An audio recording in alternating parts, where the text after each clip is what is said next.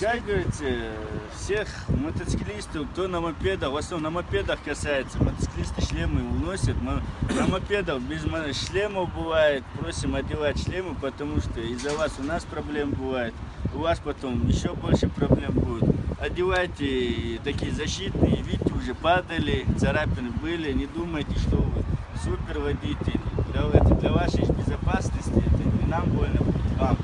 Также по желанию одевайте ботинки, в основном при падении бывает запястье, ногу ломаете, боковые части.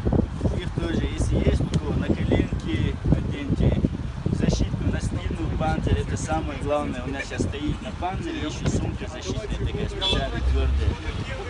И всех прошу по городу желательно не превышать, соблюдать ограничения.